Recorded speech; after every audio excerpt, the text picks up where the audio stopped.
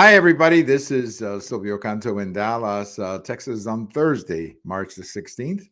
And welcome to our commentary. We're going to talk a little bit about Texas today because there's a couple of big stories having to do with Texas. So we'll get into that. The Houston Independent School District. And we're also going to talk about a judge here in Texas who may be issuing an opinion about this abortion pill. This has been in the news. I'm sure you've seen this. But let me just quickly refer you to a couple of things. I have a post over at the American Thinker this Thursday morning where I once again talk about Mexico and President Lopez Obrador of Mexico, who's catching a lot of heat now from both sides, not just Republicans, but he's now catching heat from Democrats, particularly Senator Menendez, the senator from New Jersey.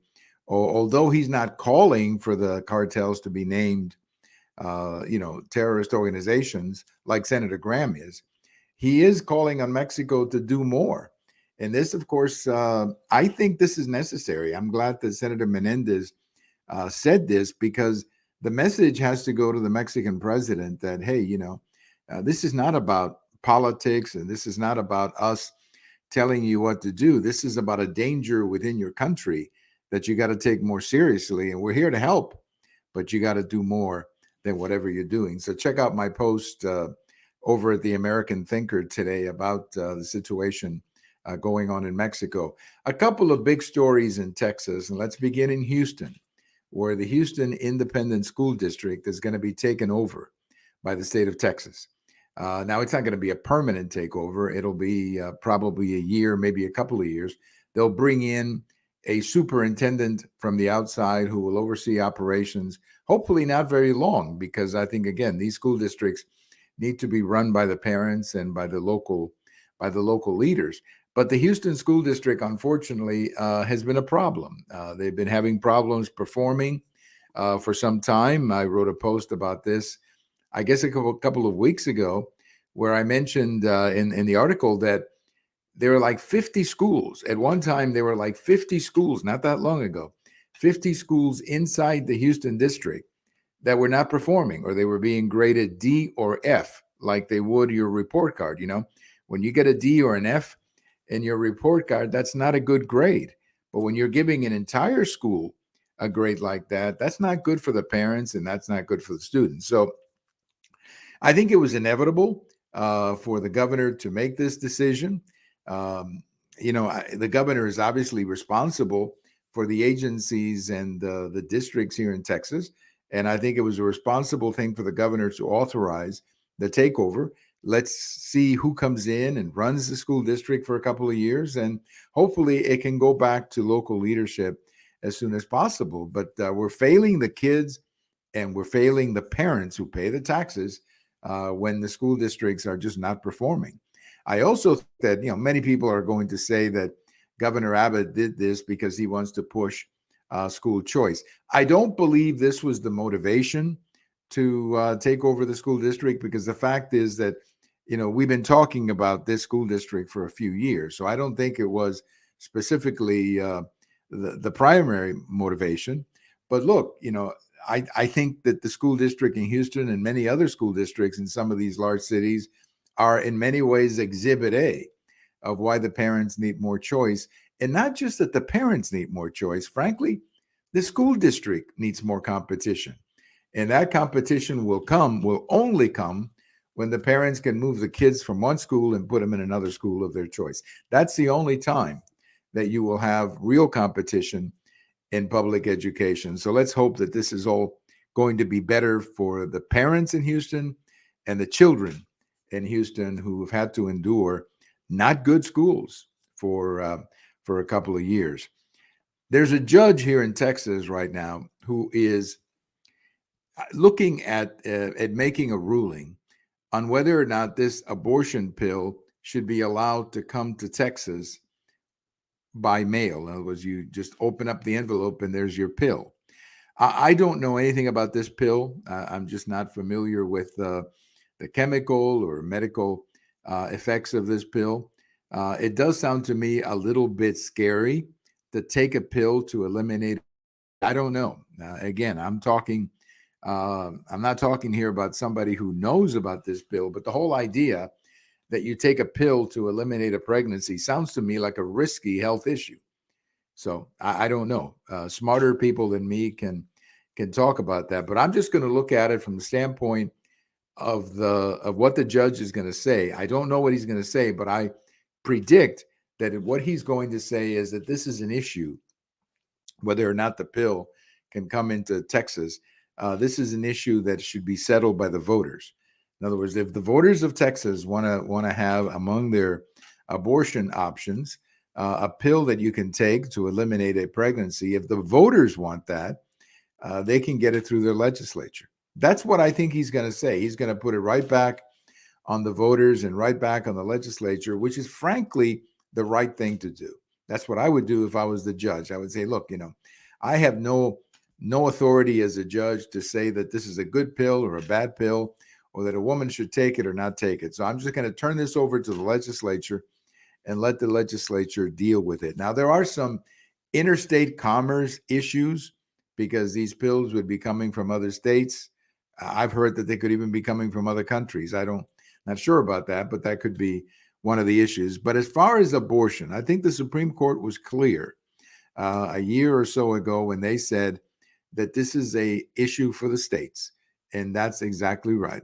This is an issue that should be settled by the people of Texas through their legislatures. So if you want to be able to buy a pill or get a pill in the mail that terminates your pregnancy, if that's what you want to do, fine. Then elect people to the legislature who agree with you, and you'll be able to get it. I mean, it's as simple as that. So that's the way I look at it. That's the way I think the opinion is going to go. He's going to put it right back in the hands of the people where it should be, frankly. An issue like this should be settled by the people. Well, I have a post coming out Friday morning about inflation. There's a fascinating article. I talk about this article in my post that came out in one of the London newspapers. I don't remember which one. I think it's called the Globe Mail. I think it's the name of the newspaper. And the article says that a lot of Americans are sort of yearning for the good old days when prices were lower. And the good old days, of course, are 2021. And we forget that. We forget that just in a couple of years, all these prices were a lot different. In the article, they talk about food. Food is really the one that is hurting people the most because you got to eat food. You got to consume food. The price of avocados, for example, has gone up significantly. The price of eggs has gone up significantly. I mean, just a lot of things that we eat as part of our diet, as part of our daily consumption. A lot of those things have gone up significantly. So you have a situation where people, every time they go to the store, they go, wow, it wasn't that long ago that was a lot less than it is now. So this, sort of,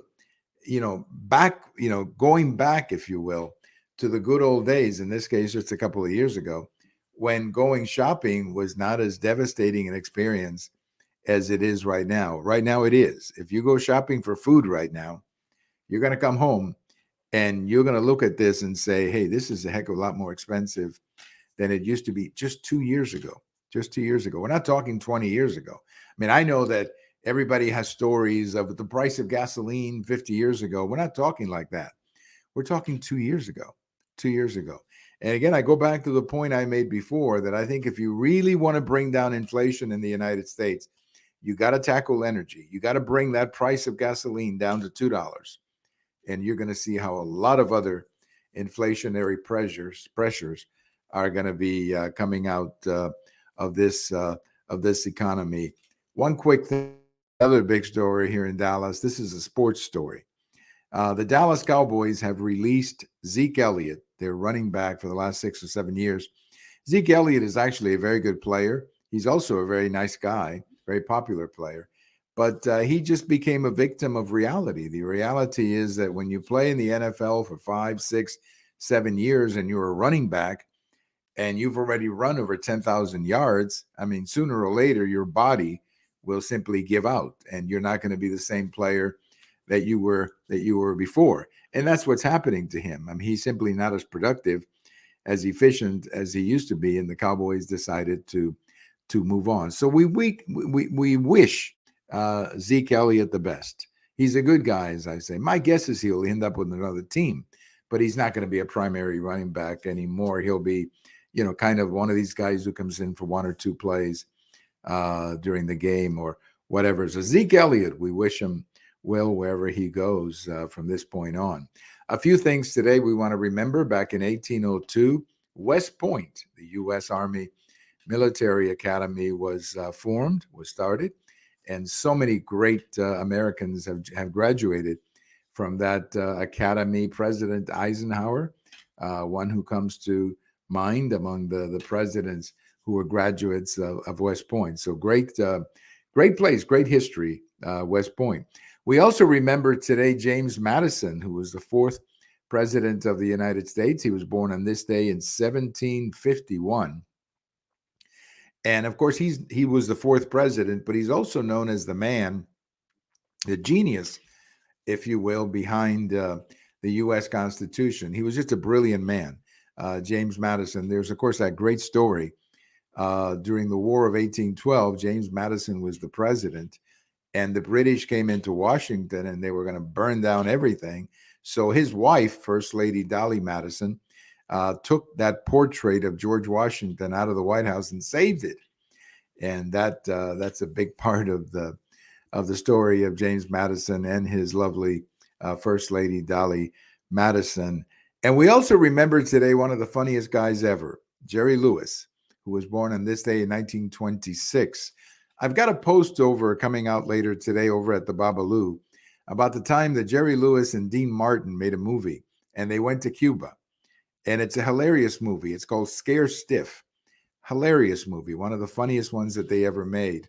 But, when I think of Jerry Lewis and I think of those first few years in the United States when we first got here, that my mother had a lot of problems with English, we didn't have to translate Jerry Lewis for my mother. My mother would look at him and just watch him and laugh.